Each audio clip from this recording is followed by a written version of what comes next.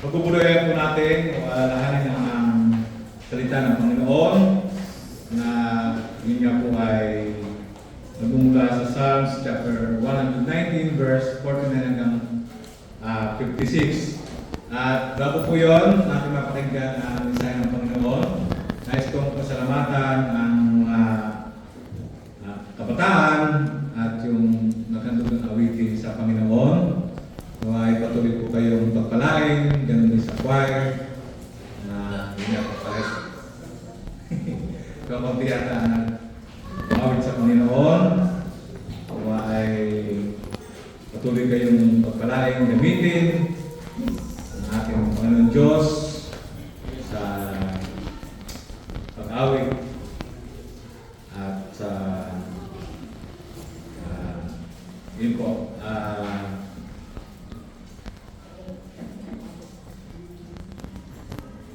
pagpasalamat sa kanyang kabutihan. So,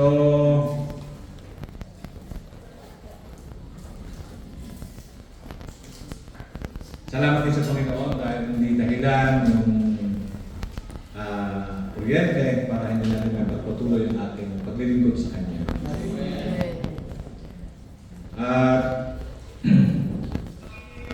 alalahanin ang iyong salita. Psalms 119 verse 49 hanggang 56 po, sabi ko dito, iyong alalahanin ng salita sa iyong lingkod na dooy iyong pinaasa ako. Ito'y aking kaaliwan sa aking pagkapighati sapagkat pinuhay ako ng iyong salita. Ang palalo ay dumuhahaging mainam sa akin, kaya't may hindi ako hiwalay sa iyong kautusan. Aking inaalaala ang atulan mo ng una, O Panginoon, at ako'y nag-aliw sa sarili. Maalam na galit ang humawak sa akin dahil sa masama na nagpapaya ng iyong kautusan. Ang iyong mga palatuntunan ay naging aking mga awit sa bahay ng aking pang-ibang bayan. Aking inaalala sa gabi ang pangalan mo, O Panginoon, at sinunod ko ang iyong kautusan.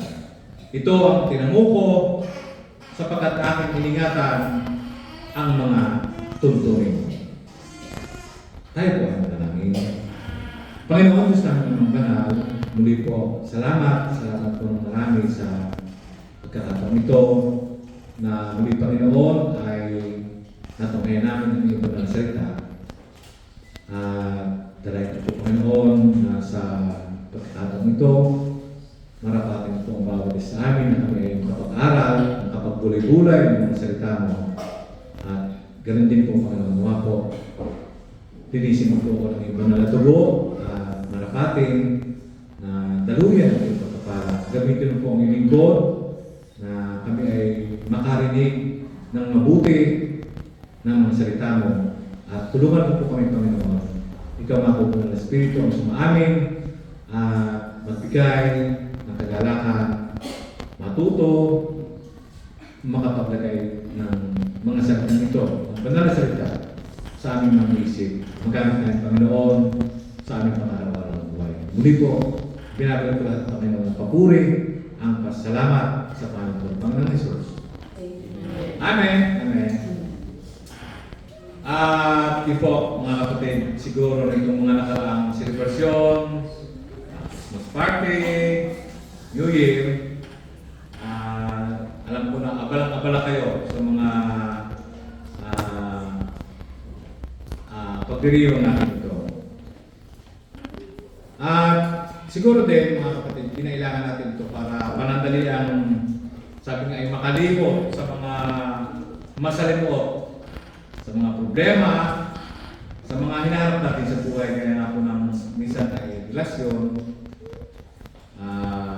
problema sa pera, mga sabi nga ay struggles, kasalanan. Pero ganun pa man, mga kapatid, alam ko na tuloy-tuloy pa rin ang pag-inog, ang pag-ikot ng ngayon sa ating buhay. Yun nga, ngayong 2024, harapin natin muli ang mga bagay na yan.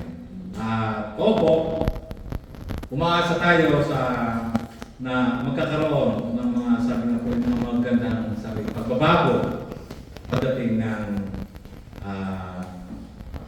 ito pong bagong taon ng 2024. Pero siguro maisip din natin paano kung ang mga hinihiling natin na mga panalangin ay itong 2024 ay hindi pa rin sa atin ang nakaraang taon at hindi man lang nabawasan at baka sabi nga madagdagan pa. Saan tayo lalapit? Saan tayo hihingi ng tulong? Kung ang sagot mo sa tanong ko, mga kapatid, ay walang kinalaman sa salita ng ating Panginoon Diyos o hindi sabi nga sa pamamagitan ng dasal, panalangin, at sinasabi mong merong iba na mas kailangan mo kaysa sa Panginoon Diyos at akala mo kasi nakalimutan na tayo ng ating Panginoon. Ang totoo, mga kapatid, ikaw po ang nakakalimutan. Kaya simula ng taon, mga kapatid, ngayong 2024, marapatin natin na yun po, pag-aralan ang Salmo chapter 119. Doon nga po sa verse 49 hanggang 56. At ito pong awit, itong Salmo, mga kapatid, ang masasabi natin, pinakamahabang chapter sa Biblia. Ito po ay may 176 na versikulo o verses at bawat isang verse ay patungkol sa kahalagahan ng salita ng ating Panginoon Diyos sa buhay ng isa pong anak niya, ng isa pong Christian. At mga kapatid, ito po ay hindi lang masabi natin, hindi lang mahalaga. Ito ay ipinagdiriwang pa. Awit yan napakaganda ang pagkalikha nito. Dahil mga kapatid, ang karamihan po dito, ang mga salmo nito ay personal na panalangin ni Haring David. At ang Psalms 119 din po ay may dalawang sections na tig 8 verses. Ito po ay tinatawag na acrostic poem na ibig sabihin bawat section ay kumakatawan sa bawat letra ng alpabito ng Hebreo. At bawat verse, mga kapatid, ng bawat section ay nagsisimula sa letrang iyon. Dito po sa verses 49 hanggang 56 na siya pong ating teksto sa umagang ito, siyempre po sa English o Tagalog, hindi natin makikita na pare-parehas ang letra na ang simula ng bawat verse. Pero yun po, sa salitang Hebreo, mga kapatid, yung verse 49 po, ang simula ay Zakar. Ang ibig sabihin po ng Zakar ay remember o alalahanin. At sa verse 50 po, Sot. Sa verse 51 po ay Sed. Sa verse 52 ay Zakar ulit. Sa verse 55 ay Zakar ulit. Dahil tatlong bisis ko nung inulit ang salitang Zakar. Ito ang susing salita ng section po nito. Yung muna ay sa English, prayer of request para alalahanin po ang Panginoon Diyos ang mga pangako niya. At yung muling dalawa ay prayer of commitment ng salmista na kanyang alalahanin ang ating Panginoon Diyos. Kung sino siya at kung ano ang ginawa niya. Sa verse 49, mga kapatid, yung unang pagbanggit ng Zakar o alalahanin sa panalangin niya, sabi nga po dito, iyong alalahanin ang salita sa iyong lingkod. Bakit kaya po ganito ang dasal niya? Ano nga ba ang naranasan niya ng panahon yun? Mabigat ang mga dinadala niya, kaya nga po ganito ang dasal niya siguro. Sa aking pagkapighati.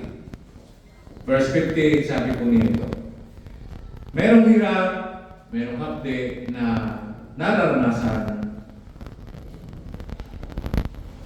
niya. At dugtong po niya sa verse 51, ang palalo ay lumuwa haging mainam sa akin. May mga mayabang na tao na kumakalaban sa kanya. Matindi nga po at sabi nga wala pang lubay. Hindi siya nilulubayan ng mga kaaway niya. Posible mga kapatid na may narinig ka rin mga masakit na salita mula yun sa kabiyak mo, sa asawa mo, o minsan sa kapitbahay, o sa mga pinagkakautangan ng bawat isa sa atin. O posibleng mas, sabi nga po, ay mas matinding problema at hirap na naranasan mo, pero lahat naman tayo ay may, sabi nga ay kapit-hatian yung kalungkutan na dinaranas. Pwedeng, sabi nga po ay financial problems, pwedeng sakit na matindi, gaya po ng frustration ng cancer o pwedeng frustration sa relasyon doon po sa pamilya. Ngunit, ito po mga kapatid, kahit sabi na ano pa yan, ano ang dapat nating magdasal sa ating Panginoon? Iyong alalahanin ang salita sa iyong lingkod. Yun po ay makikita natin sa verse 49. Sa ibang banda, mga kapatid, maaaring siguro po ay ganito ang dasal natin. Lord, bigyan mo ko ng trabaho sa ngayon. Lord, i-provide mo po yung aking pambahala. Lord, patunayin mo na yung asawa ko matalak at mga anak ko na matitigas ang ulo. Sa tingin natin mga kapatid, dapat ba tayong ganyan, sabi na ay manalangin o magdasal? O tayo mga lingkod o sabi nga ay alipin at ang Panginoon Diyos ang Master, ang Panginoon? Bakit minsan kung tayo ay nananalangin ay parang yung maliit din ako makarinig sa mga panalangin na parang inuutosan natin ang ating Panginoon Diyos na minsan ang panalangin natin, Lord, ganito po ang gusto kong mangyari sa aking buhay. Mga kapatid, masasabi ko po o masasabi natin na hindi po yun pananampalataya. Ito ay masasabi natin kayabangan o kahambugan na kailangan mga kapatid andun din sa atin yung pagpapakumbaba sa harap ng ating Panginoon Diyos bilang mga alipin, bilang mga anak niya. Ang panalangin po natin ay hiling sa Panginoong Diyos. Hindi po ito masabi natin utos sa Kanya. Ang Panginoong Diyos po ay may autoridad na mag-utos sa atin. Pero pansinin po natin, hindi sinabi dito na yung lingkod, yung alipin, ang dapat alalahanin ang salita ng amo o Panginoon niya. Kasi po, yun nga po, na tayo ay madalas makalimot sa salita ng ating Panginoon Diyos. Kaya dapat, sabi nga ay laging alalahanin.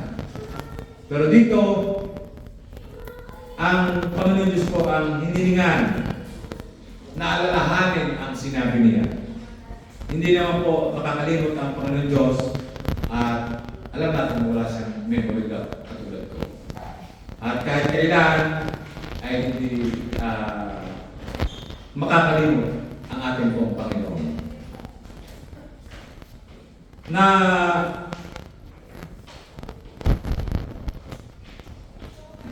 yun pong salita na gamit po dito ay sabi nga po ay hindi tumutukoy sa utos ng Diyos sa kanyang lingkod, kundi sa mga pangako, mga kapatid ng Panginoon sa verse 15. Kaya yung dasal ng Psalmista ni Haring David ay paghiling na kumilos po ang ating Panginoon Diyos ng naayon sa mga ipinangako niya at hindi ayon lang kung ano po ang gusto natin. Ayon sa plano niya at hindi ayon lang sa sarili natin ambisyon.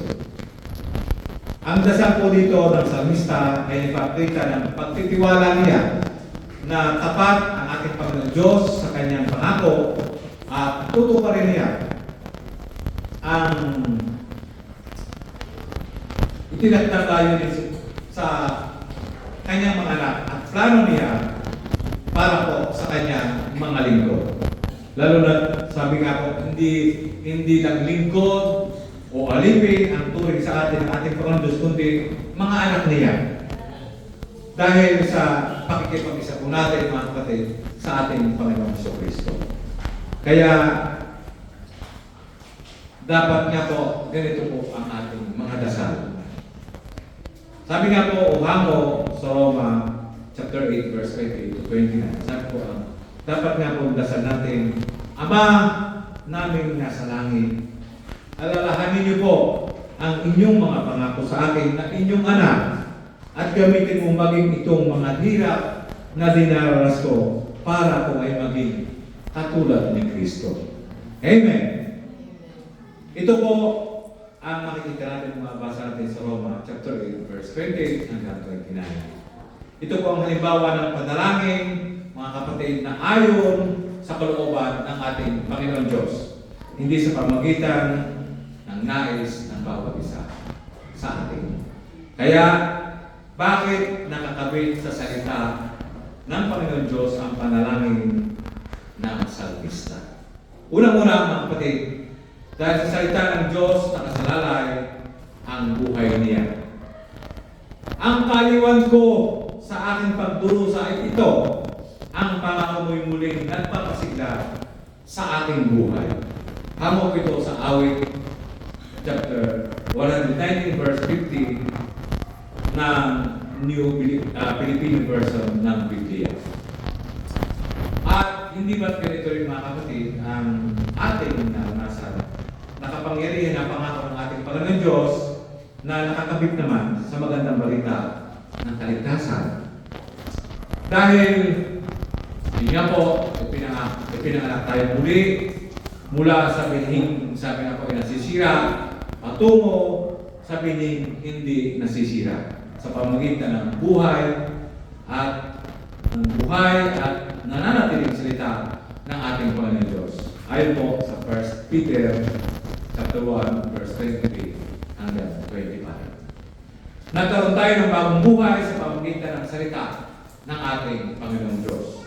Kailangan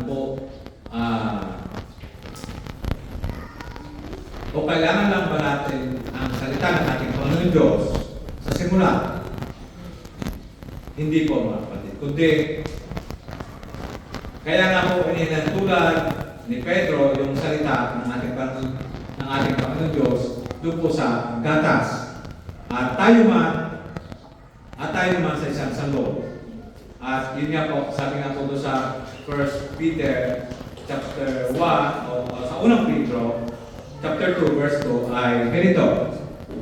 Gaya ng mga sanggol na bagong panganak ay nasain ninyo ang gatas na walang daya na ukol sa Espiritu upang sa pamagitan nito magsilako kayo sa ikaliligtas. Kailangan natin mga kapatid ng gatas ng salita ng ating Panginoon Diyos. Lalo na po sa mga, sabi nga, sa mga oras na pinanghihinaan tayo ng loob dahil sa mga hirap, problema na nararasan natin. Kaya nga po sabi ng salmista sa verse 50 ay ganito, ito'y aking kaliwan sa aking pagkapighati, sapagkat binuhay ako ng iyong salita. Kailangan lang natin mga kapatid balikan kung paano sabi nga po ay kumilos ang biyaya ng ating Panginoon Diyos upang magbigay aliw sa bawat isa atin habang dumaranas tayo ng mga kapighatian sa ating buhay. Maliban dyan, kailangan din natin sabi nga ay mag-move on dahil bagay po ng verse 49 na nasusulat, sabi po doon iyong pinaasa ako. Ang salita po ng ating Panginoon Diyos ang nagbibigay ng pag-asa sa salmista. Kaya din sa ating mga kapatid, sa ating kapanahonan ngayon. Kaya kung gusto natin magkaroon ng pag-asa at kaaliwan na kagaya nito, kagaya po ng ating pinag-aaralan o nabanggit ng salmista sa Panginoon, ano ang kailangan natin gawin? Siyempre, yun po, basahin natin ang salita ng ating Panginoon Diyos. Siyempre, dapat tayo din ay manalangin. Hindi lang manalangin, huwag natin pag-iwalayin yung salita, verbo, at panalangin.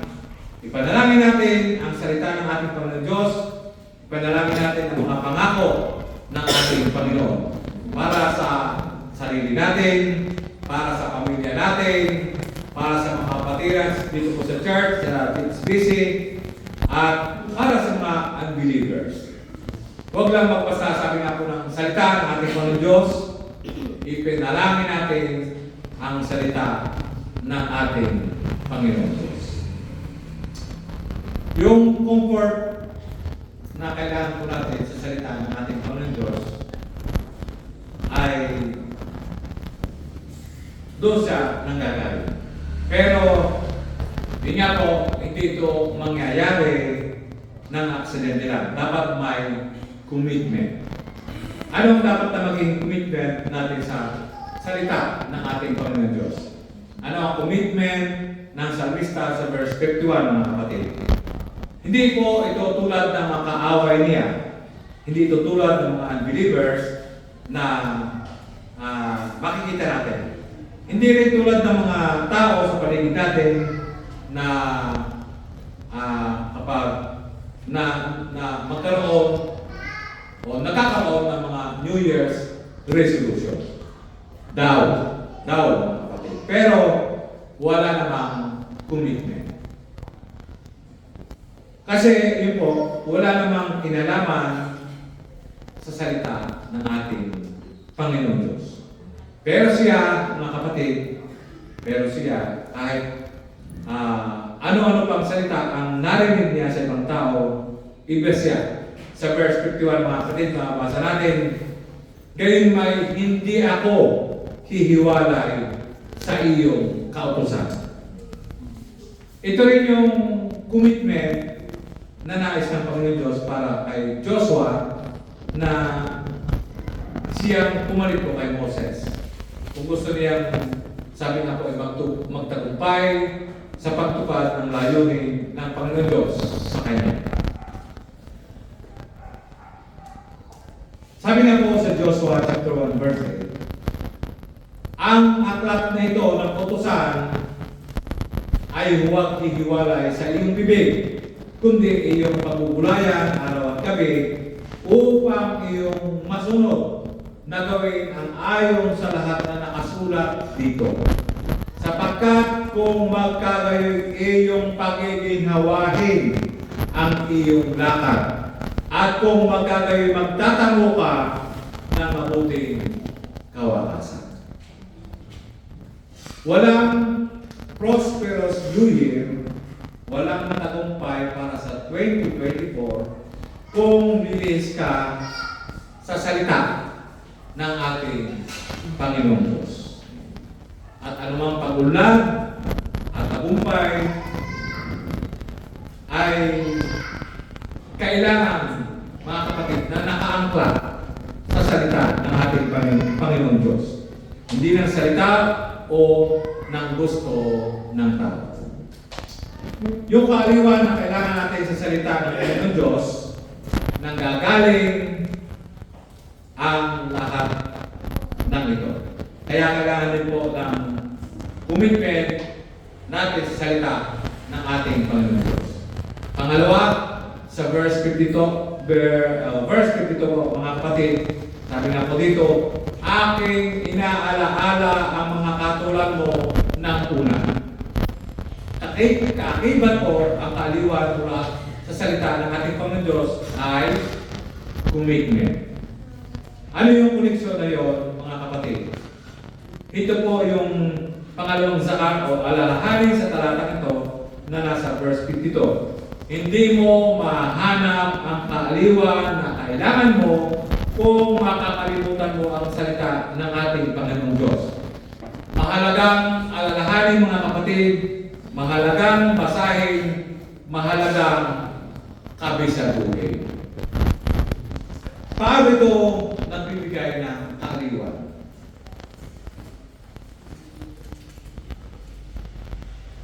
Aking inaalaala ang mga kautulan mo ng una. Hindi lang ito yung mga utos ng ating Panginoon Diyos, mga kapatid. Sa lumang tipan, sa lumang unang aklat sa Biblia, na iniakda ni Moses mula sa Genesis hanggang po doon sa Deuteronomy. Ito po ay tungkol sa mga gawa ng Panginoon Diyos sa desisyon ng ating Panginoon Diyos sa pagsasakatuparan ng plano ng ating Panginoon sa pagpaparusa, pagpaparusa sa mga ng ating Panginoon Diyos sa mga kaaway.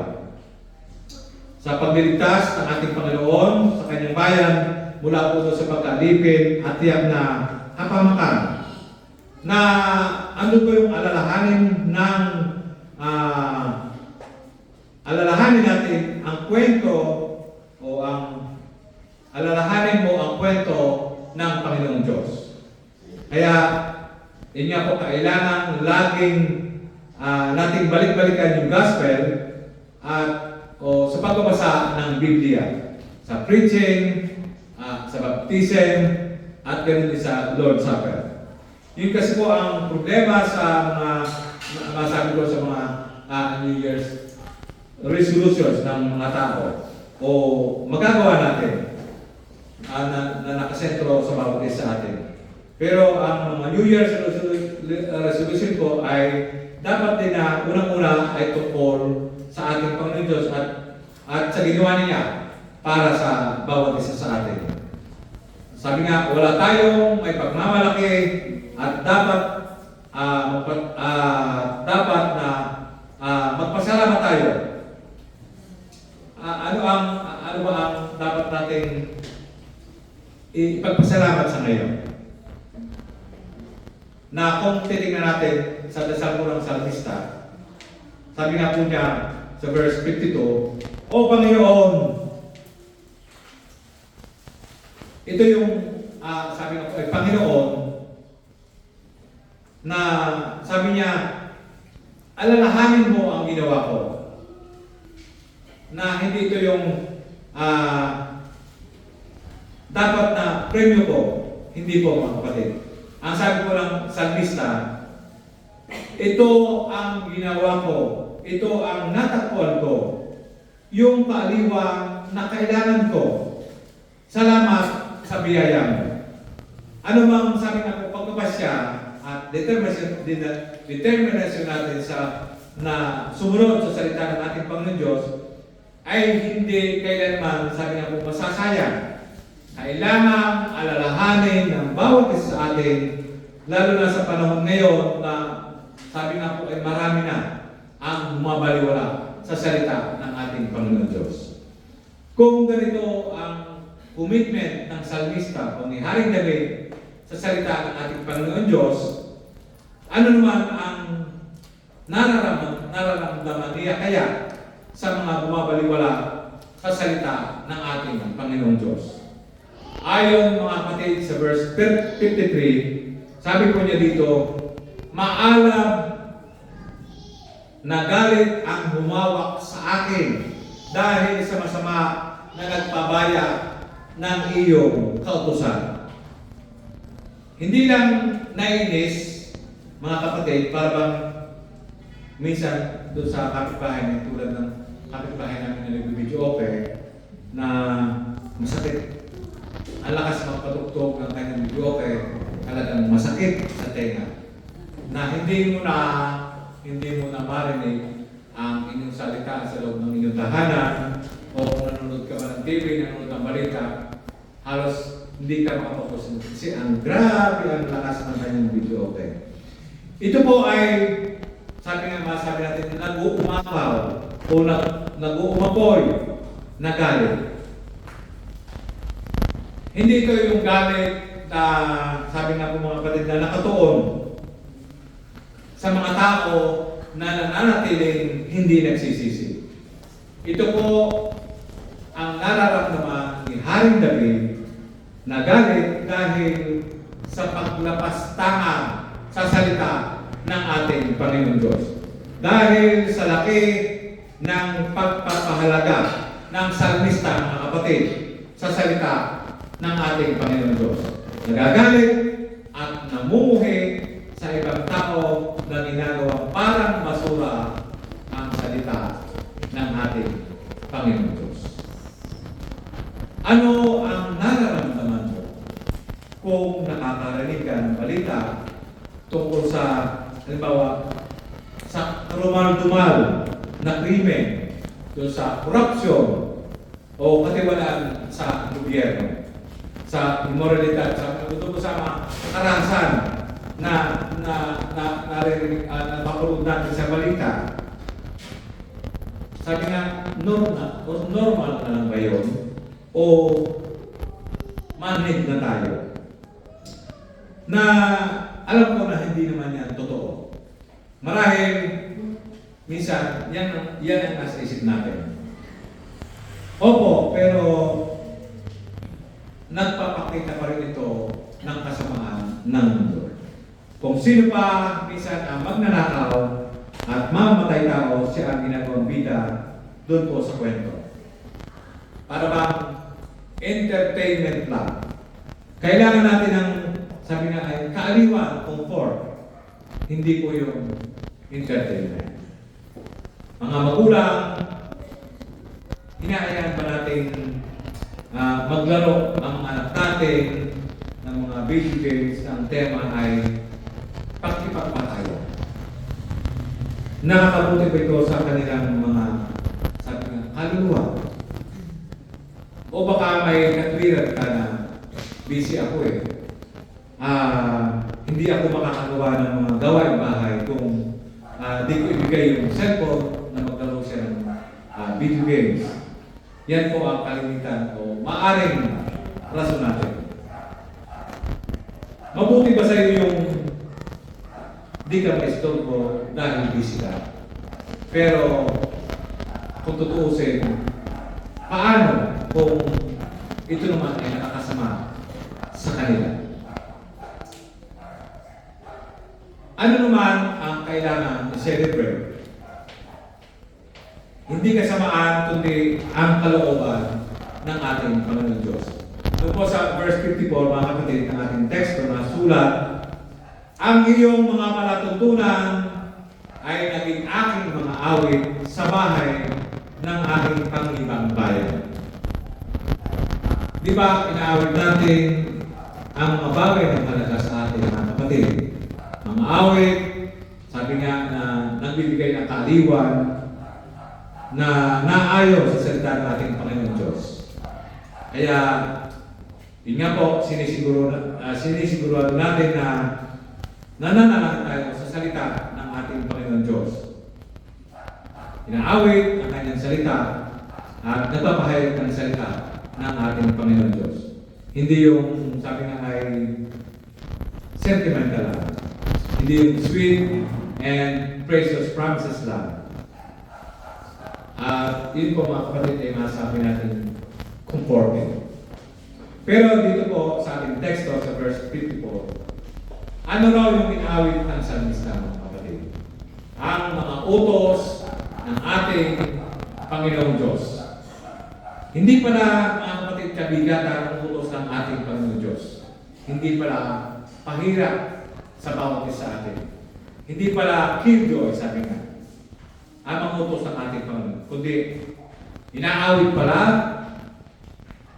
na kung inaawit pala, kung yun ay nakikita mo mabuti at mahalaga sa buhay ng bawat isa sa atin.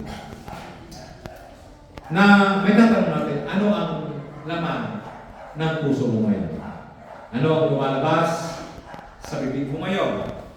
Yun ba ang mga naisip ng ating Panginoon Diyos? O mga sariling, sabi nga ay hangarin lang natin? Kung ano ang laging, amen, pumapasok sa isip mo,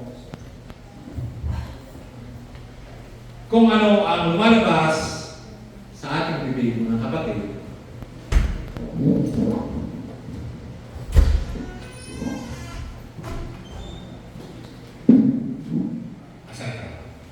na yun nga po.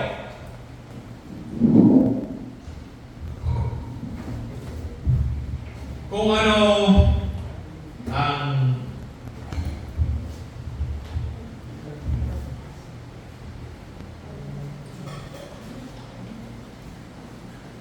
lumalabas, amen, sa mga labi natin, mga kapatid,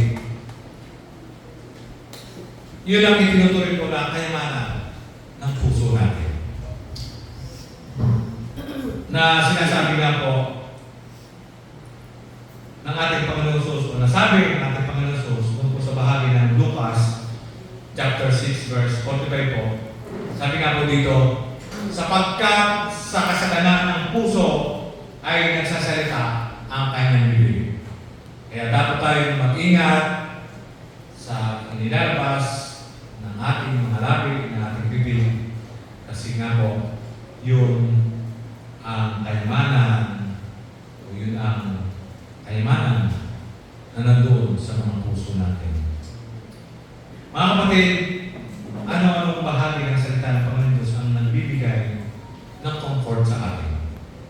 lahat. Mga pangako niya, mga gawa niya, at yung mga utos niya. Kaya dapat committed tayo na basahin o pag-ninay natin yung buong Biblia. At lahat po ng bahagi ng kapatid ng Biblia ay kailangan natin dahil lahat yan po ay salita ng ating Panginoon Diyos para po sa bawat isa natin. Dahil lahat yan ay kapahayagan ng kung sino ang Diyos natin. Kailangan natin ang buong salita ng ating Panginoon Diyos dahil kailangan natin ng buong buo ang ating Panginoon. Kung paano dapat basahin ang salita ng ating Panginoon Diyos, mga kapatid, una, sabi nga po doon sa verse 44, iyong alalahanin ang salita. Pangalawa, sa verse 52, aking inaalaala ang mga kahatulan unang-una. At doon po sa verse 55, yung pangatlong sakar o alalahanin mga kapatid, aking inaalala sa gabi ang pangalan mo.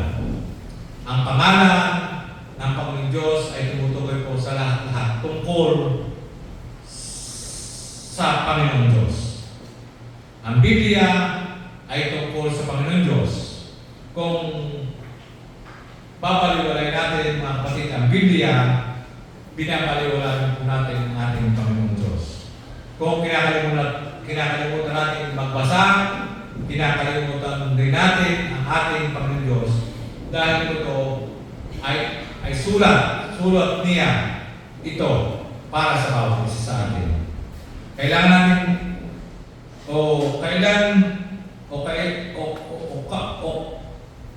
kailan nga ba natin kailangan ang ating Panginoon Diyos?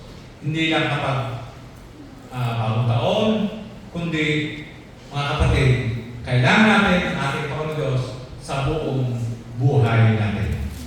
Kaya buong salita ng ating Panginoon Diyos ang kailangan natin sa buong buhay natin.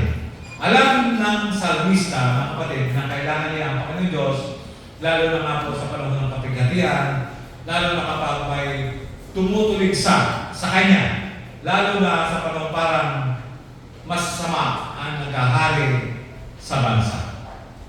Kaya ito po yung prayer of commitment niya.